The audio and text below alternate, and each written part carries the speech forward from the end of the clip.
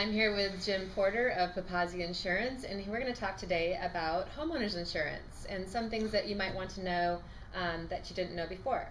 Now, Jim, my first question is, what is a basic policy and what does it cover? Basic policy is, when you get down to the bare bones of it, there are just a couple really important coverages on there. First of all, you have your dwelling coverage. Now what this is this is the dollar amount that it costs to rebuild your house if the worst happened and it burned down to the ground. And That's so the this worst that could happen to your yeah, house. that'd be pretty bad. And so that takes care of things like the cost of labor and cost of materials to rebuild the house, and it does not have any account for the value of the land on which the house is built. Well, that would be understandable, especially if it was just your house that burnt down and nothing's wrong with the land, so you can just start over and get a brand new house. Yeah. So one thing I often get asked is if people should get, say, earthquake insurance. And my understanding is that is an optional coverage. Now, is that usually the case with most insurance policies? Yeah, a lot of the time it really comes down to, first of all, there are some areas that are more vulnerable to earthquakes, and so you want to think about that when you're getting that coverage. And some people just really like to have that additional. Sure. We are in California, and we run along the fault here in California, and so it's definitely something to consider when you're getting insurance. And speaking of that, now there is a time maybe when earthquake or say flood insurance is required because you're in a certain zone. Is that something that you check when you're running the address, I guess? Absolutely. There are a lot of places where flood insurance is required for your homeowner's insurance policy. And some people just really like it too. Some places it's not required, but some people just really like the peace of mind. Yeah, you know, water intrusion can be really damaging to a house, if not completely damaging, where you have to rebuild completely. Sure.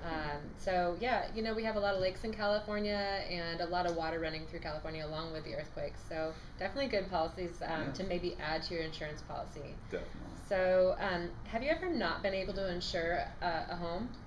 No, actually, I'm really happy about that because as a broker, I have access to several different markets for home insurance policies, and every company has, you know, its own little ins and outs. That it likes some things, it doesn't like some things. Right. But we have enough companies with representation that we can always get insured. So that's great to know because, you know, say if you have your auto insurance with somebody that's like a big company, say like Geico or somebody like that, not specifically Geico, but just knowing that you have the option to shop around and get the best policy for your situation is definitely peace of mind. Absolutely. So is there anything you'd like to add about homeowners insurance, Jim, that we should know? It's a pretty well-rounded insurance policy. You have other things like separate structures that take care of everything not directly connected to your home. This includes things like fences, sheds out back, things like that. You have personal property, right, I was going to come into that, yes. All of your personal belongings. You know, a good way to describe that and make a good visual is, say, you pick up your house, turn upside down and just shake it. Right? That's right, we went over that. Everything that comes out from your bed, your wardrobe, shoes, things in the kitchen, couches, electronics, everything is covered under personal property, and sometimes for the valuables like jewelry and things like that. So that would be a great thing to have on top of the policy, just because if your house, say, did burn down, which God forbid that ever happens, you would be able to replace all those items inside your house along with the structure. Absolutely. Okay. Yeah, you want to really make sure to talk to your agent about scheduling personal property because some things that you don't know might not be covered. Right, right.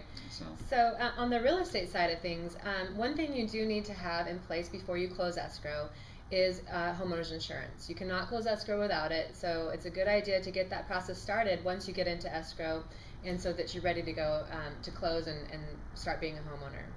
Thank you for joining us today. This is Jim Porter with Papazi Insurance.